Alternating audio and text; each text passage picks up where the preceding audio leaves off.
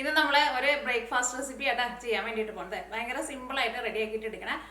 കുറച്ച് വെജിറ്റബിൾസ് ഒക്കെ ചേർത്തിട്ട് ബ്രെഡും കൂടിയിട്ട് മിക്സ് ചെയ്തിട്ടുള്ള ഒരു ഹെൽത്തി ആയിട്ടുള്ള സാൻഡ്വിച്ചാണ് ഉണ്ടാക്കുന്നത്. അപ്പോൾ ഈ നമുക്ക് സമയങ്ങളിൽ തന്നെ നമ്മുടെ സാൻഡ്വിച്ച് നമുക്ക് റെഡി ആക്കിയിട്ട് എടുക്കാം. അപ്പോൾ ഈ നമ്മുടെ സാൻഡ്വിച്ച് റെഡിയാക്കാൻ വേണ്ടിയിട്ട് ഇതാ നോക്കിക്കേ, ഞാനിവിടെ കുറച്ച് സവോള എടുത്തിട്ടുണ്ട്. എല്ലാവരും നല്ല പൊടിയായിട്ട് വേണം കട്ട് ചെയ്തിട്ട് എടുക്കാൻ വേണ്ടിയിട്ട്. പിന്നെ എരിവിന് വേണ്ടിയിട്ട് പച്ചമുളക്, ഇതിലേക്ക് നമ്മൾ കുറച്ച് ക്രഷ് ചെയ്തേക്കണ ഉണക്കമുളകും കൂടിയിട്ട് ചേർക്കുന്നുണ്ട്.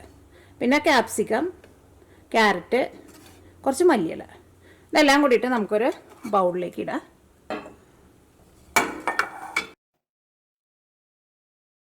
അപ്പോൾ ഒന്നിനും കറക്റ്റ് ഇത്രയ്ക്ക് അളവൊന്നുമില്ല. എല്ലാവരും എടുക്കുമ്പോൾ ഇതാ നല്ല പൊടിയായിട്ട് കട്ട് ചെയ്തിട്ട് എടുക്കണം, അല്ലെങ്കിൽ അത് നമുക്ക് ശരിക്കും വെന്ത് കിട്ടില്ല. ക്യാപ്സിക്കം, ഇത് ഓറഞ്ച് കളർ ക്യാപ്സിക്കം കേട്ടോ. അതിപ്പോൾ ഏത് കളർ ക്യാപ്സിക്കം ആയിരുന്നാലും കുഴപ്പമില്ല. ഇപ്പം നിങ്ങളടുത്ത് ക്യാപ്സിക്കം ഇല്ലയെന്ന് വെച്ചിട്ടുണ്ടെങ്കിൽ അത് ചേർത്തില്ലെങ്കിലും കുഴപ്പമില്ല. ഇതിലേക്ക് ഞാനിവിടെ 1/4 ടേബിൾ സ്പൂൺ ഗരം മസാല ചേർക്കുന്നുണ്ട്. കുറച്ച് ക്രഷ് ചെയ്തേക്കണം ഉണക്കമുളക്. ഇതിലേക്ക് നമുക്ക് 3 മുട്ട ചേർക്കാം. അപ്പം ഞാനിവിടെ 4 സ്ലൈസ് ബ്രെഡാണ് എടുക്കുന്നത്. അപ്പോൾ നിങ്ങൾക്ക് വേണമെന്ന് വെച്ചിട്ടുണ്ടെങ്കിൽ ഒരു 4 മുട്ട എടുക്കുക. ഇതിലേക്ക് ആവശ്യത്തിന് ഉപ്പ് ചേർക്കുക.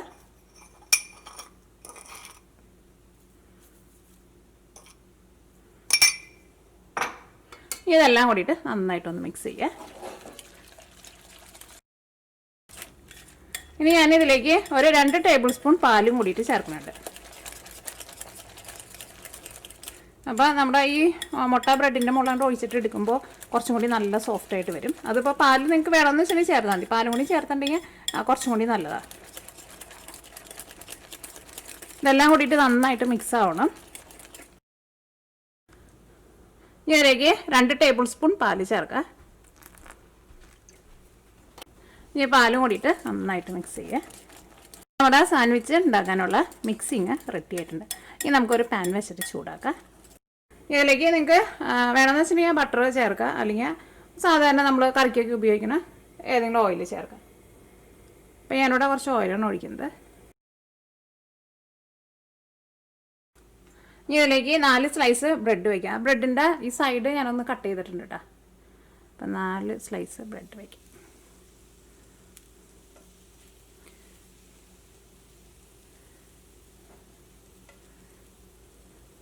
ഈ ബ്രെഡ് ഒന്ന് മൊരിഞ്ഞ് വരട്ടെ.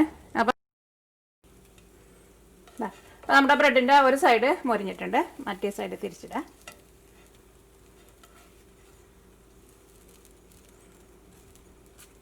ഈ ബ്രെഡ് 4 സ്ലൈസും ഇതേപോലെ കൂട്ടി വയ്ക്കണം കേട്ടോ. ഇനി നമ്മൾ ഇതിലേക്ക് മുട്ട ഒഴിക്കാൻ വേണ്ടിയിട്ട് പോവാണ്. അപ്പോൾ അതിന് മുമ്പായിട്ട് ഈ സൈഡിൽ കൂടെ കുറച്ചും കൂടി ഓയിലൊന്ന് ഒഴിച്ചു കൊടുക്കുക. കാരണം ഈ മുട്ട വേവാൻ വേണ്ടിയിട്ട് നമുക്ക് കുറച്ചും കൂടി ഓയിൽ ആവശ്യമുണ്ടല്ലോ.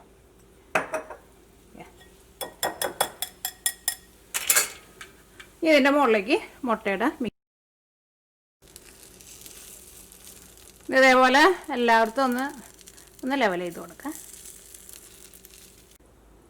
ഇനി നമുക്ക് ഇത് ഒരു 2 മിനിറ്റ് ഒരു മീഡിയം ഫ്ലെയിമിൽ വെച്ചിട്ട് മൂടി വയ്ക്കുക. കുറേ നേരം മൂടി വയ്ക്കരുത് കേട്ടോ. കുറേ നേരം മൂടി വെച്ചിട്ടുണ്ടെങ്കിൽ ബ്രെഡിൻ്റെ അടിഭാഗം കരിഞ്ഞു പോകും. അത് പ്രത്യേകം ശ്രദ്ധിക്കുക. അപ്പോൾ നമുക്കിനി മൂടി വയ്ക്കുക. അപ്പോൾ നമ്മുടെ സാൻഡ്വിച്ച് അവിടെ ഇരുന്നിട്ട് റെഡി ആവട്ടെ. അപ്പോൾ ഞാൻ കഴിഞ്ഞ ദിവസം ഈ കിച്ചണിൽ അപ്ലോഡ് ചെയ്തിട്ടുണ്ടായിരുന്ന ഒരു പുഡിങ്ങിൻ്റെ റെസിപ്പി ആയിരുന്നു കേട്ടോ. ഭയങ്കര സിമ്പിളായിട്ട് റെഡി ആക്കിയിട്ട് എടുക്കാൻ വേണ്ടി പറ്റുന്ന ഒരു പുഡിങ്ങായിരുന്നു ചെയ്തിട്ടുണ്ടായിരുന്നത്. ആ വീഡിയോ നിങ്ങൾ കാണാത്തവരുണ്ടെന്ന് വെച്ചാൽ ആ വീഡിയോ വേണ്ടിയിട്ട് കാണാൻ വേണ്ടിയിട്ട് വർക്ക് ചെയ്തിട്ടോ. ആ പുഡിങ് കാണാൻ തന്നെ നല്ല ഭംഗിയാണ്. അതേപോലെ തന്നെ കഴിക്കാനെന്ന് വെച്ചിട്ടുണ്ടെങ്കിൽ വായിലിട്ടിട്ടുണ്ടെങ്കിൽ അങ്ങോട്ട് മെൽറ്റായി പോണ ഒരു പുഡിങ് കേട്ടോ. കാണാത്തവരുണ്ടെന്ന് വെച്ചിട്ടുണ്ടെങ്കിൽ കാണാൻ വേണ്ടിയിട്ട് വർക്ക് ചെയ്തത്. ഒരു 2 മിനിറ്റ് മൂടി വെച്ചിട്ടുണ്ടായിരുന്നു. നല്ല മണാക്കി വരണുണ്ട്. തുറന്നു നോക്കട്ടെ.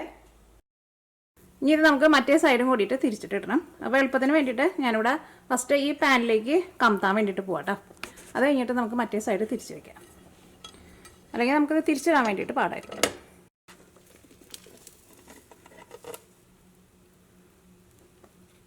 ഞാൻ നോക്കിക്കേ നന്നായിട്ട് മൊരിഞ്ഞ് വന്നിട്ടുണ്ട്. നമുക്ക് കുറച്ച് ഓയിലൊന്ന് ഒഴിച്ചിട്ട് ഇത് നമുക്ക് മറ്റേ സൈഡ് തിരിച്ചിടാം. വരട്ടെ. തീ കൂട്ടി വെച്ചിട്ടുണ്ടെങ്കിൽ ബ്രെഡിൻ്റെ അടിഭാഗം കരിഞ്ഞു പോട്ടെ, അത് പ്രത്യേകം ശ്രദ്ധിക്കുക. ഇത് മുട്ട ആയതുകൊണ്ട് തന്നെ ഒരുപാട് സമയമൊന്നും എടുക്കില്ല കേട്ടോ. പിന്നെ നമ്മൾ വെജിറ്റബിൾസ് ഒക്കെ ആയിരുന്നാലും നല്ല കനം കുറച്ചിട്ടല്ലേ കട്ട് ചെയ്തിട്ട് എടുത്തേക്കണത്.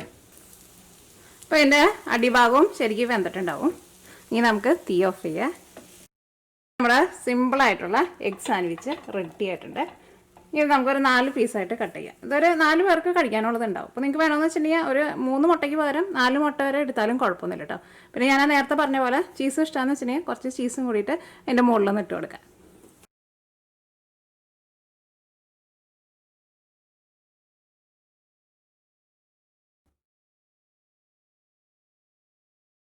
അപ്പോൾ അങ്ങനെ നമ്മുടെ ഹെൽത്തിയും ഭയങ്കര സിമ്പിളായിട്ടുള്ള സാൻഡ്വിച്ച് റെഡി ആയിട്ടുണ്ട്. പിന്നെ കഴിക്കുമ്പോൾ പ്രത്യേകം ശ്രദ്ധിക്കുക, ചൂടോട് കൂടിയിട്ട് കഴിക്കുക. ചൂട് അറിയുണ്ടെങ്കിൽ നമ്മൾ വിചാരിക്കുന്ന അത്രയ്ക്ക് ടേസ്റ്റ് ഉണ്ടാവില്ല. അപ്പോൾ ഞാനത് കഴിച്ച് നോക്കട്ടെ, കഴിച്ച് നോക്കിയിട്ട് പറയാം.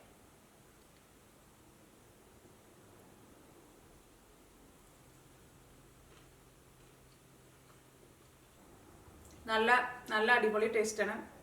അപ്പോൾ നിങ്ങൾ ട്രൈ ചെയ്ത് നോക്കാം. പിന്നെ നിങ്ങൾക്ക് ചീസ് ഇഷ്ടമാണെന്ന് വെച്ചിട്ടുണ്ടെങ്കിൽ ചീസും കൂടിയിട്ട് ചേർക്കാൻ വേണ്ടിയിട്ട് മറക്കരുത് കേട്ടോ. ചൂടോട് കൂടിയിട്ട് ഇതിങ്ങനെ ഓരോന്ന് എടുത്ത് കഴിക്കുക. എനിക്ക് തോന്നുന്നു ഒരാൾക്ക് 2 എണ്ണം അല്ലെങ്കിൽ ഒരു 3 എണ്ണം കഴിച്ചാലായിരിക്കും വയറെന്നറിയാം.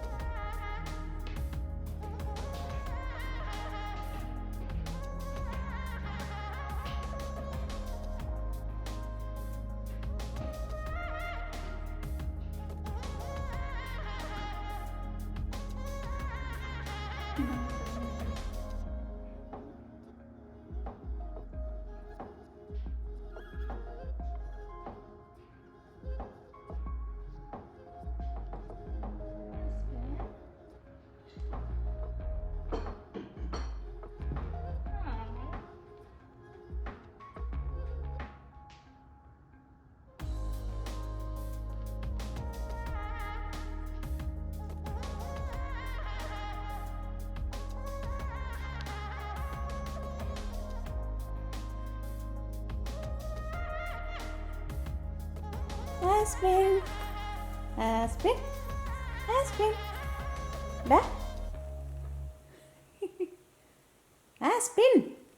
അപ്പോൾ അതാ പുറത്ത് നല്ല തണുപ്പാട്ടാ.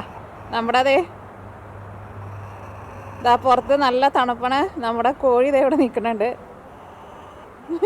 എന്നെ കണ്ടപ്പോൾ ആള് സൗണ്ട് ഉണ്ടാക്കി തുടങ്ങി. നല്ല തണുപ്പുണ്ട് കേട്ടോ. എന്നാലും അവർ തണുപ്പത്തിങ്ങനെ നടന്നോളും, വലിയ കുഴപ്പമൊന്നുമില്ല. പക്ഷെ നേരത്തെ കൂട്ടിൽ കയറും.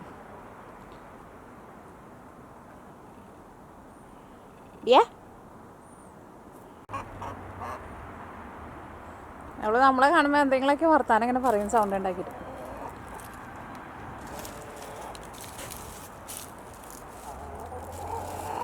അങ്ങോട്ട് പോണേ, ഒരാളും കൂടി ഉണ്ടല്ലോ. ആളെവിടെ പോയി? ഇപ്പം ഞാൻ പുറത്തേക്ക് ഇറങ്ങിയതാ കേട്ടോ. അതാ നമ്മുടെ മരങ്ങളും ഒന്നും ഒട്ടും ഇലകളൊന്നുമില്ല, ഇലകളൊക്കെ പോയി. ഞാൻ ഇതിന് മുമ്പത്തെ വീഡിയോയിൽ കാണിച്ചിട്ടുണ്ടായിരുന്നല്ലോ. ഇവിടെ നല്ല തണുപ്പ് തുടങ്ങിയിട്ടുണ്ട്. ഇന്നിവിടെ ടെമ്പറേച്ചർ 2 സെൻറ്റിഗ്രേഡ് കേട്ടോ. നമ്മുടെ നാട്ടിൽ നല്ല ചൂടൊക്കെ വരുമ്പോൾ 42 വരില്ലേ, ഇന്നിവിടെ 2 ആണ്.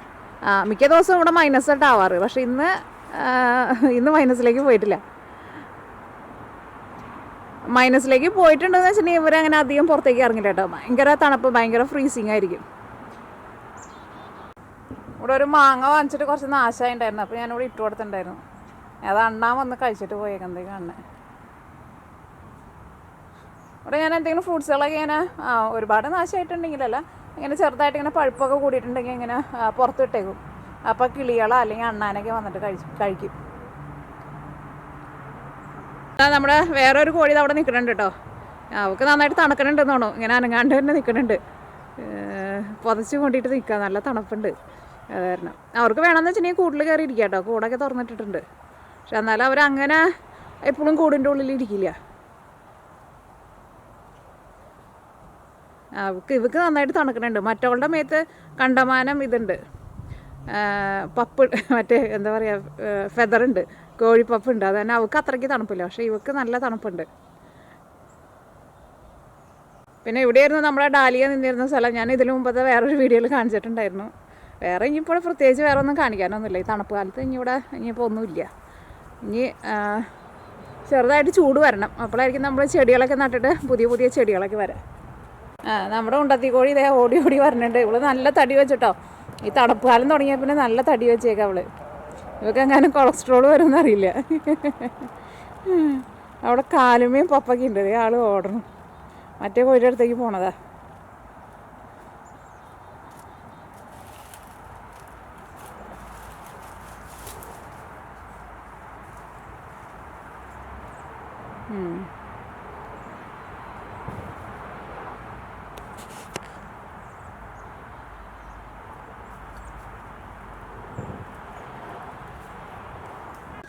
തണുപ്പ് തുടങ്ങിയിട്ടുണ്ടെങ്കിൽ ഇവരങ്ങനെ മുട്ടയിടില്ല കേട്ടോ. വല്ലപ്പോഴൊക്കെ മുട്ടയിട്ടുള്ളൂ. പക്ഷേ സമ്മറൊക്കെ ആകുമ്പോൾ എല്ലാ ദിവസവും മുട്ടയിടും. ഇപ്പോൾ വിൻ്റർ ആകുമ്പോൾ മുട്ടയിടൽ ഭയങ്കര കുറവാണ്.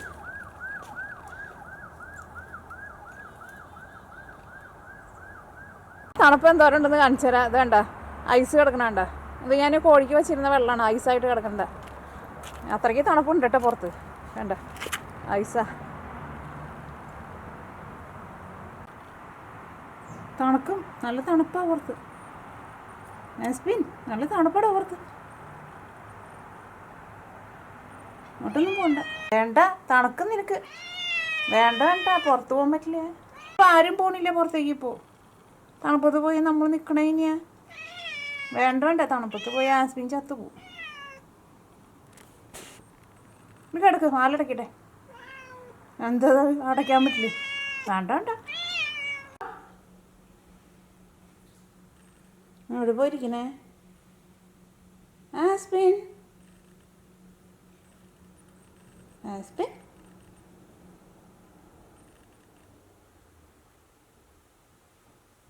Stop it, Aspen. ആസ്പിൻ, ആസ്പിൻ. Please, Aspen. അവനെങ്ങോട്ട് പോണ്ടേ? അങ്ങോട്ട് പോണ്ടേ? Fine, go.